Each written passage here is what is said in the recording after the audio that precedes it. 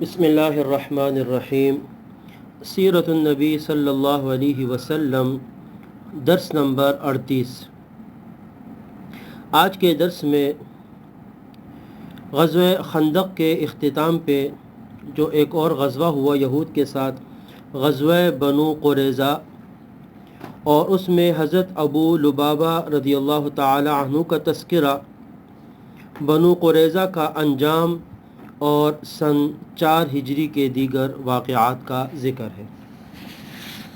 غزوہ خندق کا جب اختتام ہوا اور ایک تیز آندھی آئی اور مشرکین مکے کی طرف چلے گئے اور اب ساری چیزیں ان کے خیمے اکھڑ گئے، رسول اللہ صلی اللہ علیہ وسلم نے صبح دیکھا میدان صاف ہے، خالی ہے، صحابہ کو لے کر آپ مدینہ منورہ کی طرف تشریف لائے۔ ظہر کا وقت تھا، رسول اللہ صلی اللہ علیہ وسلم پہنچے، آپ نے ظہر کی نماز ادا کی۔ حضرت عائشہ رضی اللہ تعالیٰ عنہ فرماتی ہے کہ حضرت جبرائیل امین علیہ السلام حضرت دحیہ کلبی کی شکل میں آئے اور رسول اللہ صلی اللہ علیہ وسلم سے کہا کہ آپ تو زرہ اتار رہے ہیں، جنگ کا لباس اتار رہے ہیں، ابھی تو بنو قریظہ جانا ہے، ان کے ساتھ جنگ باقی ہے اور میں بھی وہاں پہنچ رہا ہوں۔ رسول اللہ صلی اللہ علیہ وسلم نے اعلان فرمایا کہ صحابہ تیاری کرے اور عصر کی نماز بنو قریظہ میں جا کے ہم پڑھیں گے۔ نبی اکرم صلی اللہ علیہ وسلم نے حضرت علی رضی اللہ تعالی عنہ کو جھنڈا دے کر روانہ فرمایا۔ جب یہ وہاں پہنچے تو بنو قریظہ علی الاعلان رسول اللہ صلی اللہ علیہ وسلم کی شان میں گستاخی کر رہے تھے، آپ کے خلاف باتیں کر رہے تھے۔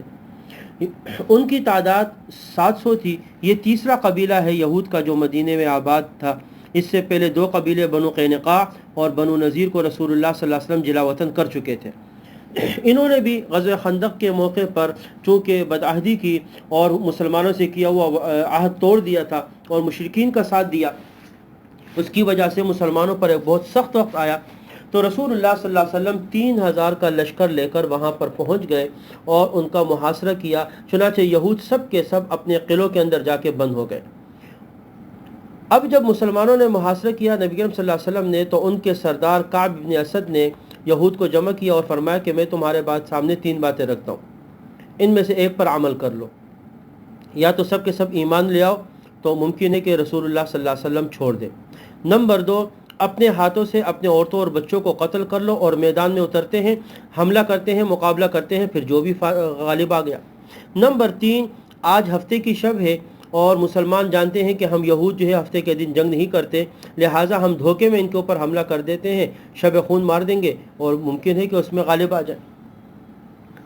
قوم نے یہ تینوں باتیں مسترد کر دی اور کہا کہ نہیں، ہم اپنے جو حلیف ہیں جن سے ہمارے اچھے تعلقات ہیں ان سے بات کرنا چاہتے، شاید کوئی راستہ نکل آئے۔ چنانچہ انہوں نے پیغام بھیجا کہ ہم حضرت ابو لبابہ رضی اللہ تعالیٰ عنہ سے بات کرنا چاہتے ہیں، جو کہ ان کے تعلقات تھے ان کے ساتھ۔ رسول اللہ صلی اللہ علیہ وسلم کے پاس درخواست آئی تو آپ نے حضرت ابو لبابہ سے کہا کہ ٹھیک ہے، آپ جائیے، ان سے بات کر لیجئے۔ جب وہ وہاں پر پہنچے تو ان کی عورتیں رونے لگی، بچے رونے لگے، ان کے سامنے جمع ہو گئے کہ جی ہمارا کیا ہوگا، تو کہ اگر ہم باہر نکل لیتے ہیں اور قلعے سے باہر آ جاتے ہیں تو چونکہ رسول اللہ صلی اللہ علیہ وسلم تو فیصلہ کر چکے تھے کہ ان کو قتل کرنا ہے، تو حضرت ابو لبابہ نے اپنی انگلی اپنے گردن پر پھیر کے اشارہ کیا، اشارتاً فرمایا کہ یعنی تم سب کے سب قتل کر دے جاؤ گے۔ اپنے ہاتھ کو اپنی گردن پر پھیرا، لیکن پھیرتے ہی ان کو احساس ہو گیا کہ یہ تو میں نے حضور کا راز فاش کر دیا، مجھ سے غلطی ہو گئی ہے۔ چنانچہ بنو قریظہ کے پاس سے نکلے اور رسول اللہ صلی اللہ علیہ وسلم کے پاس آنے کے بجائے مسجد نبوی میں چلے گئے اور اپنے آپ کو ایک ستون سے باندھ دیا اور کہا کہ جب تک رسول اللہ صلی اللہ علیہ وسلم خود آ کر مجھے نہیں کھولیں گے اس وقت تک میں بندہ رہوں گا۔ نبی اکرم صلی اللہ علیہ وسلم انتظار کرتے رہے، کافی دیر ہوئی، حضرت ابو لبابہ نہیں آئے تو معلوم ہوا، قصہ پتہ چلا کہ اس طرح یہ معاملہ ہو گیا۔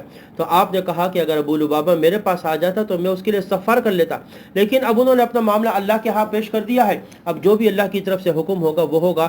چنانچہ روایت میں آتے ہیں کہ 25 دن کے بعد ان کی توبہ قبول ہوئی اور پھر ان کی رسیاں کھول دی گئی اور وہ معافی کا اعلان ہو گیا ان کے لیے۔ خیر، جب حضرت ابو لبابہ چلے گئے تو بنو قریظہ کے اوس قبیلے کے ساتھ بھی اچھے تعلقات تھے، ان کو بھی انہوں نے درمیان میں ڈالنا چاہا کہ ان کے ذریعے سے بات کر لی جائے، اور حضرت سعد ابن معاذ رضی اللہ تعالی عنہ جو اوس قبیلے کے سرداروں میں سے تھے ان کو فیصلے کا اختیار دیا۔ چونکہ وہ غزوہ خندق کے موقع پر زخمی ہو چکے تھے اور ان کے بازو کی رگ کٹ چکی تھی، وہ کافی کمزور تھے۔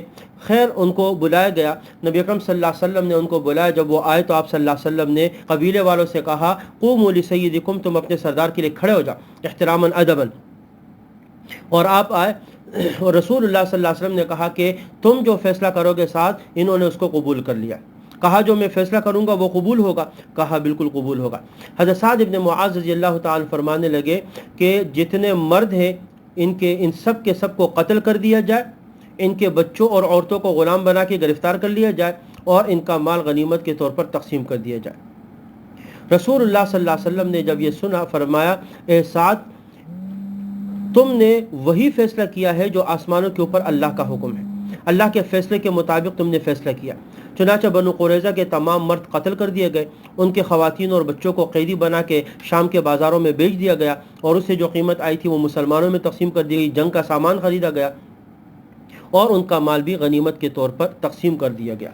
اور یہ اسی وجہ سے کہ انہوں نے مسلمانوں سے بدعہدی کی، اور ایک ایسے وقت میں کہ جب وہ ان کی خواتین تن و تنہا تھی، اور انہوں نے پیچھے سے مشرکین کا ساتھ دیا اور ان سے مکہ مدینہ میں داخل ہونے کے لیے ان کو راستہ دینے پر رضامندی کا اظہار کیا۔ نتیجتاً یہ سخت اعلان ان کے لیے رسول اللہ صلی اللہ علیہ وسلم کی طرف سے ہوا۔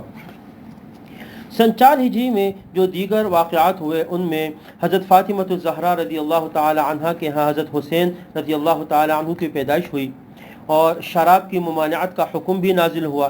اسی طریقے سے غزوہ احد کے موقع پر حضرت ام سلمہ رضی اللہ تعالی عنہا کے شوہر شہید ہو چکے تھے، تو ان کی جو بیوہ تھی رسول اللہ صلی اللہ علیہ وسلم نے ام سلمہ رضی اللہ تعالی عنہا سے نکاح کیا۔ یہ وہ واقعات ہیں جو سن 4 ہجری کے ہیں۔ اس کے بعد اگلے درس میں انشاءاللہ سن 5 ہجری کا تذکرہ ہوگا۔ اللہ پاک عمل کی توفیق نصیب فرمائے۔ وآخر دعوانا ان الحمد للہ رب العالمین۔